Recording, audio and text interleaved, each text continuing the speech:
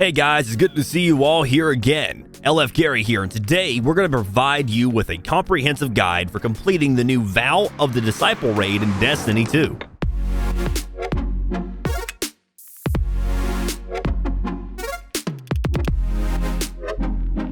Let's begin by naming the requirements for this raid. Minimum recommended power level of 1530, the completion of the Witch campaign, and a final boss power level of 1550. As soon as your team loads into the raid, you're going to encounter the Savathun's projection and her minions. Kill them, and the big gates behind her spawn point will open.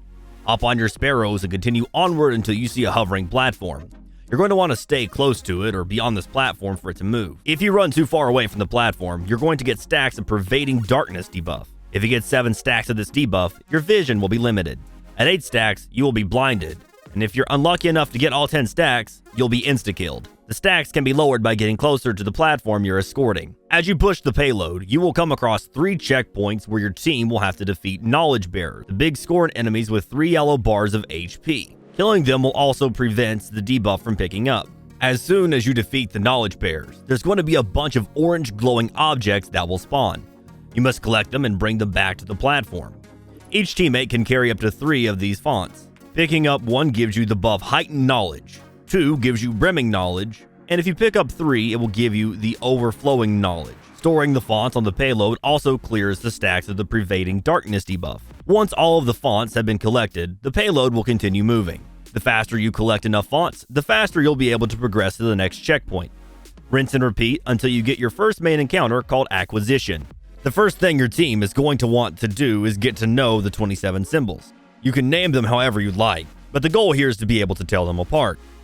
Make sure everyone on your team knows the same names you've chosen for each of these symbols because, for this encounter, you will be making the callouts when you see the symbols to your teammates. You will notice that these symbols are all over the arena. Some of them are placed in the center of the arena, while some are placed above a doorway on the outskirts. There's also an object floating right in the center of the arena. Shooting at it starts the encounter. Waves of enemies will spawn and try to attack the obelisks. Your goal is to not let them do that. Damaging obelisks fills them up, and when they are filled up completely, it's a wipe for your group.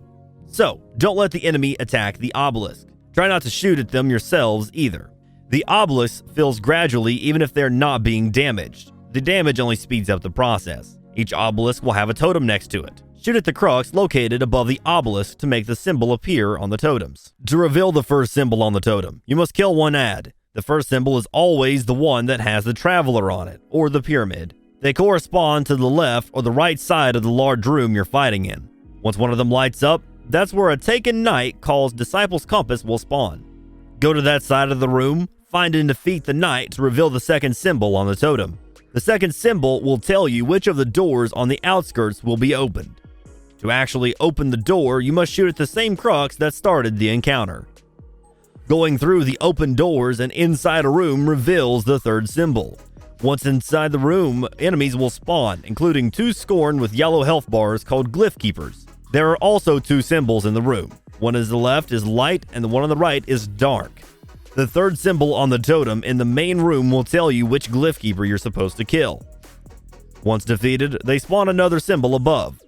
When you have collected that symbol, another obelisk is going to activate in the main room. Once you have all 3 specific symbols, you're going to see a log message saying the obelisk awaits your offering. One of the 3 obelisks will have the 3 symbols you collected from killing the Glyph Keepers. Find the right obelisk and shoot the same symbols on it that you've collected. The order in which you should shoot them does not matter, but you must shoot them all very quickly, simultaneously if you can. If done right, you'll see a message saying the obelisk accepts your offering.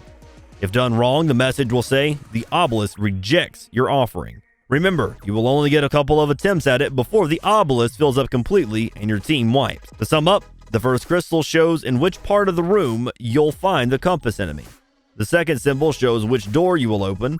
The third one will tell you which Glyph Keeper you need to kill.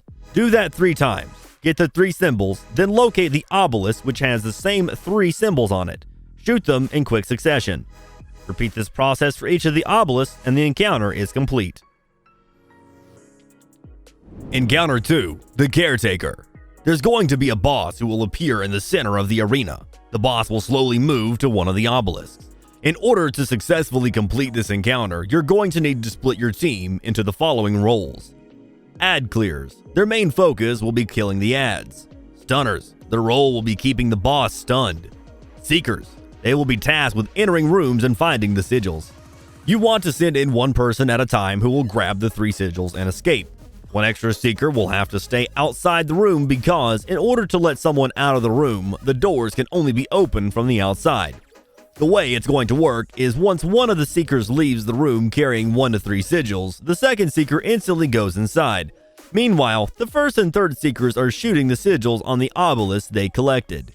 You can approach this by either finding the exact sigils printed on the obelisk inside the room, picking them up, returning to the obelisk, or shooting them.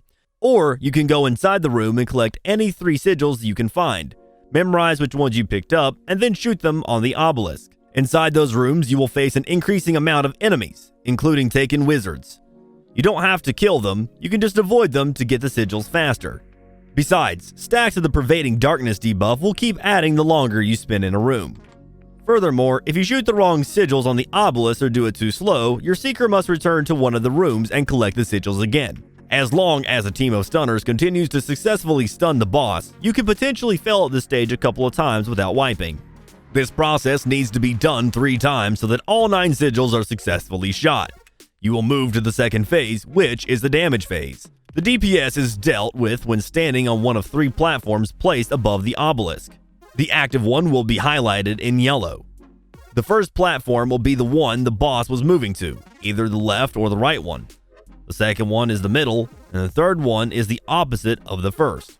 The first person that hops on the platform will activate the timer for dealing damage. After the damage phase, the stairs are going to lower down, unlocking a path to the second level where you will have to collect the 9 sigils by finding them in the new room and shooting those sigils on the new obelisk. After the damage phase, the stairs are going to lower down, unlocking a path to the second level where you will have to collect the 9 sigils by finding them in the new room and shooting those sigils on the new obelisk. Then comes the damage phase again, and then you get to the 3rd floor and repeat the process. Each floor will have bigger rooms to find sigils in, and the plates in the damage phases will be further away from each other. Each floor will have bigger rooms to find sigils in, and the plates in the damage phase will be further away from each other. After the 3rd floor, you will use the last set of stairs to go up to find yourself in the last stand phase. This is going to be a variation of the damage phase. Only this time, the plates are lined up one after the other, and the boss will be walking away. This is where your team must deal as much damage as possible to finish him off before the end of the plates, because if you don't, it's a wipe.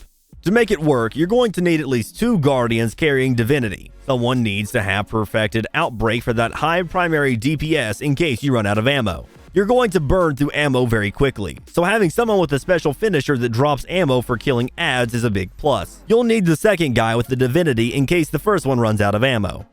As for the classes, the suggested combination is 2 warlocks with Well of Radiance, 1 banner titan, 1 tether hunter, 1 void warlock, and 1 warlock with the special ammo finishers. Encounter 3, Exhibition. This encounter has a wipe timer. Once you pick up all relics, the timer starts at 1 minute and 15 seconds. Certain actions will extend or reset the timer, allowing you to progress. In the first antechamber, you'll pick up a splinter relic which can be used to shoot a beam of orange energy. Once the relic is picked up, 3 enemies will spawn. 2 glyph keepers, 1 scorn and 1 taken, on each side of the room, and 1 taken knight with an immune shield. The shield can only be damaged by the player that carries the relic. Once the player does kill that knight, the white timer will go up by about 40 to 45 seconds. Killing the glyph keepers reveals glyphs. However, the catch here is that only the player with the relic can see the sigils revealed by the taken glyph keeper. Killing the glyph keepers reveals glyphs. However, the catch here is that only the player with the relic can see the sigils revealed by the taken glyph keeper, whereas the ones who don't have the relic can only see the sigils revealed by the scorn keeper. The goal is to find the sigil that is present on both sets of sigils by communicating with your team. That's the sigil you'll need to shoot to open the door. In the next room, the person with the splinter relic needs to pass it to another team member by depositing it. This will spawn the next relic, the Aegis, which you could have seen in the Vault of Glass raid.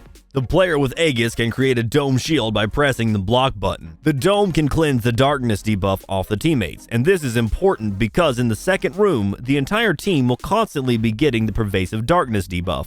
The room is going to be split into two, and you'll need to clear it from adds before the glyph keepers can spawn. When both keepers are dead, the shielded knight will spawn killing, which will extend the wipe timer for the relic bearers. To get out of this room, you're going to kill 2 taken and 2 scorned glyph keepers and memorize the 2 sigils that they had in common. Then you must shoot those sigils to open the door to the third room. For the third room, you're going to need to swap the relic bearers once again, which will spawn the third relic, the taken eye from the last wish raid.